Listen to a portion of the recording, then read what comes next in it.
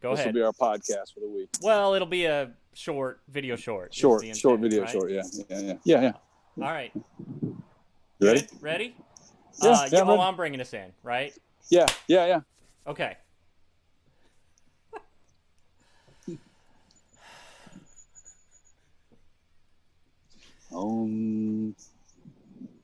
Hey, everybody, welcome in. Wow, this is weird, Jay. I feel like I don't know what I'm doing. This is normally your job. So It this is what it is. feels like to be you, is it? All right. Absolutely. So how Hey, does it feel?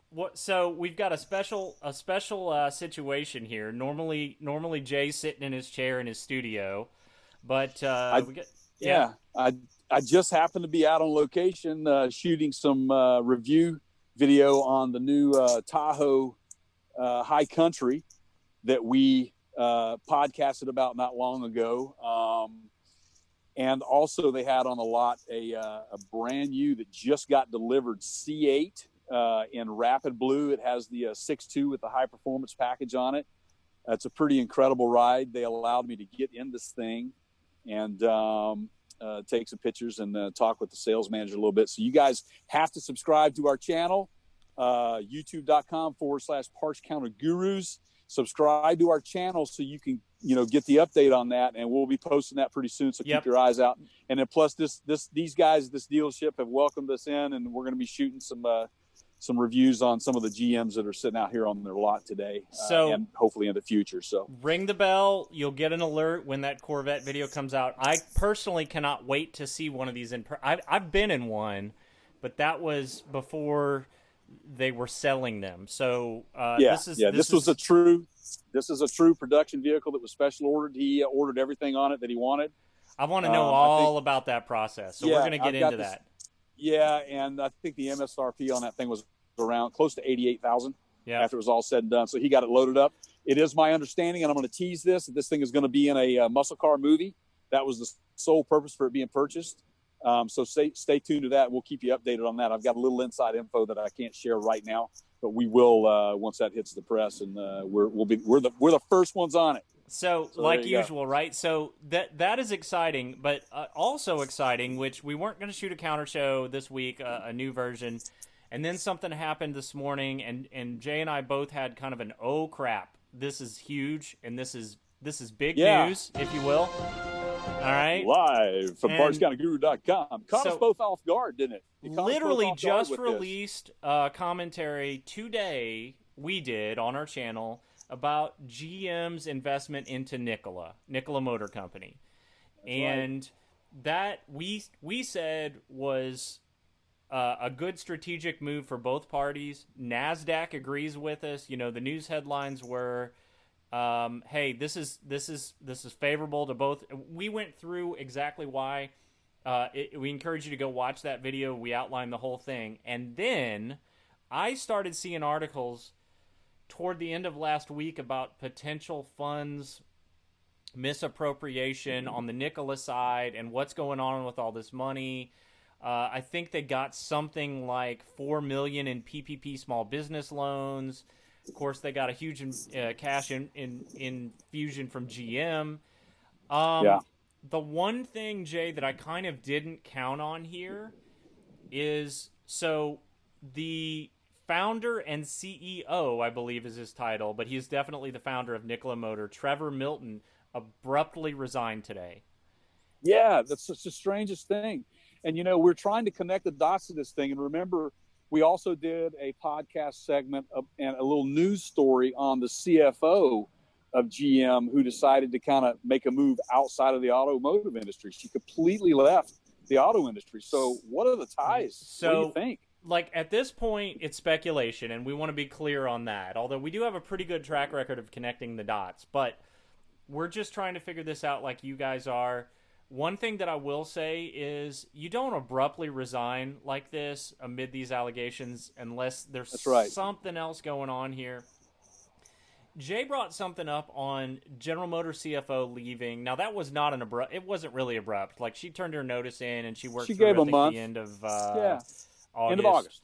September 1, she was done. But as a CFO, you so you don't want the person that has access to the cash register also having the authority to spend the cash in that cash register, and that's right. That's very typical in a corporation. So her job was really to report the funding to the shareholders. She can advise on, hey, this is not doing well over here, and this is doing really well over here, and I advise you watch this area, and maybe you pay attention to this particular thing. But she's not controlling allocation of funds, okay? And so if you're presented with a bad situation that you as a finance executive, Jay, know something isn't right about this, and your choices are to voice that, right? And then if people say, thanks, but we got this, we'll take it from here, and you don't feel right about it. And you don't feel right about it, you're gonna go. You're gonna leave. And we're speculating again. We don't have any proof of this. We just kind of like he said, we're just kind of trying to connect the dots here.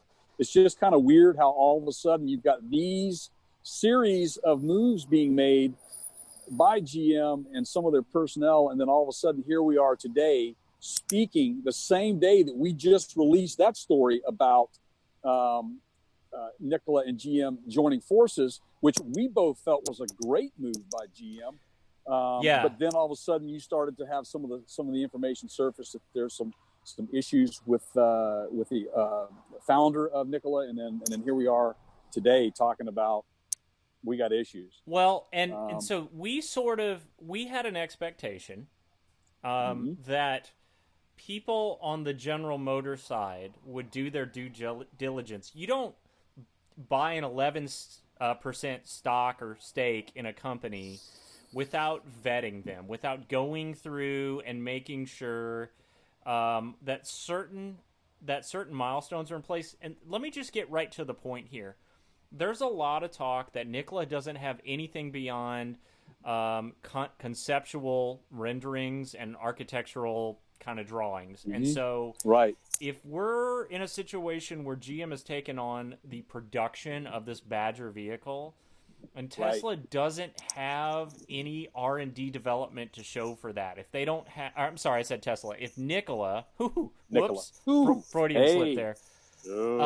If Nikola doesn't have the data to back up that, where they've been spending all this money, they're going to basically hand General Motors an empty box and go build it.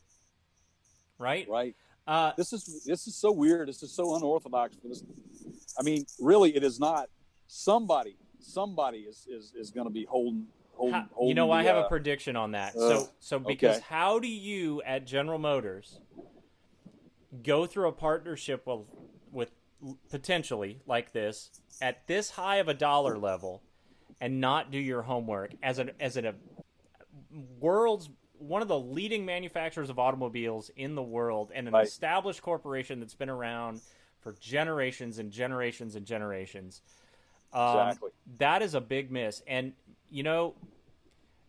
that goes all the way to the top. Like, regardless of who endorsed that deal at General Motors, if this turns out to be even partially true, and there is nothing behind the Nikola brand other than some renderings on a website, Mary Barra is out at GM. That's on her. You got to know better. That is just insane, man. That's the thing that I'm trying to scratch my head on, is that how do you go into a venture like this without knowing everything about what you are getting into? It's obvious to us that somebody was not paying attention, or they were fooled, and it all looked good on the surface, and then now this is coming out. So this will be interesting. And again, things look a little weird with the CFO bailing out, last month, and then now this. It just looks weird. Some things don't look right. So we're not done talking about this. This is there's going to be more to surface, and I promise you, this is an abrupt change. That kind of an abrupt change does not happen, especially after a partnership like this where you need investors to see this as a good thing. You control those kind of moves. You communicate them early and often. You plan them. You don't surprise people. Throwing a surprise like this into the mix is not going to help either party. So No, where we were pulling for GM, dude. Yeah, this could have really we're pulling for them. GM in Generation 2, Generation 3 down the road of alternate fuel vehicles to really be a leader. But, So, yeah, it's not good. So what what are your thoughts on where this is going to go, Jay? Like, where do you see GM in 6 months with regards to this topic? And do you see, what do you think of will happen to Nikola? 6 months? Yeah. I don't see it happening now. I don't really know unless they have taken ownership. We don't know what we're going to have to dig down into the weeds to find out what GM acquired. What was the deal? We don't even know what that deal is yet. We don't know how far along it was. Has the ink even dried? Exactly. Is it even dried on the paper? We don't know these things. But if they acquired certain things from Nikola prior to this going down, and everything seems to be okay after they do their review, I'm sure there'll be audits and all kinds of things going on. If I'm GM, I'm certainly going to vet everything at this point. They should have already vetted it. But my thought in 6 months is that if they are committed to the alternative fuel market like we think they are going to be, based on everything we have seen in the last 6 months with GM, I think in 6 months we'll see them proceeding and going forward. But this thing could hang up. If it's an issue for them, it could be in litigation. It could take a long time. So we don't know. It's really kind of unpredictable at this point. But I think as we start peeling the layers back over the course of the next several weeks, and we'll keep people in tune on that, and we'll be able to get some good information to where GM might be headed. But now it's so fresh. This just was announced today, Keith. So this is very new to you and I. You made a good point here. GM, to save face, could just turn around and sue Nikola. They could just, file litigation against them and go, "We were duped." So these guys, before you go, I'm sorry, but remember what GM has had to go through this year with the COVID thing. They had the COVID thing. You had the UAW strikes.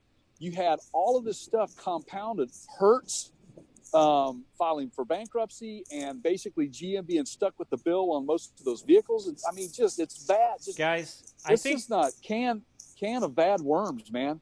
I think Jay would be with me on this. At times, I feel like when I'm rooting for GM, I'm rooting for the Bad News Bears. They get so close to a good outcome, and then there's just some ridiculous thing, sometimes literally out of left field. Yeah. So this is what I think happened. Okay. And I've got a little bit of factual info to back this. So Trevor Milton, who we previously said was the founder and the chief executive at Nikola, stepped down, and he was replaced by Stephen Gursky, who was a GM vice chairman, and he helped Nikola get listed on the stock market, and he helped broker that partnership with GM. Okay. So we all kind of know in the automotive world, everybody knows each other, and he was apparently a key player in making that relationship. I think GM got involved. They walked into Nikola. Sorry, I got to stop doing that. Knocked on the front door, said, "All right, we're here. Show us the books." And as this partnership started to solidify, as things started to come together, as GM showed up and said, "Well, you took our check. Now it's time to let us have access to your stuff," they peeled back a couple of the curtains and went, "Hey, there ain't nothing back here, guys." And they're calling corporate going, "This is bad." Some people on the GM side, I think, have gotten access to some things, have heard some things, have been made aware of some things in the past week. Then those conversations went back to GM, which forced conversations with Trevor and said, "Hey, Trev, what up, man? What can you speak to? Can you speak to this? What's going on?" At which point Trevor said, "I'm out." That's what I think. Drops the mic and leaves the room. Yeah. I'm leaning towards that as well, and I think that especially you just shared that information with me. I didn't realize that, but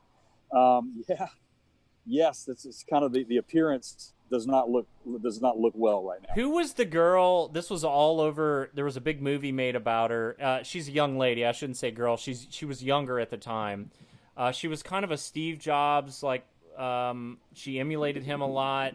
She went into the pharmaceutical industry, started a company, basically duped a bunch of investors. There wasn't really any substance behind it. She duped Congress. You know who I'm talking about?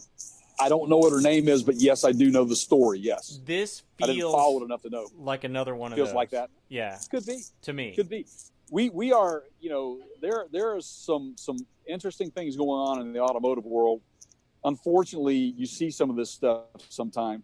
And right now, with the industry in distress as it is with the COVID, there's no telling what else might pop up, you know, in relationship to all these, you know, the stuff. I mean, look at, you got Chrysler, and what is Stellantis is the takeover with Fiat Chrysler.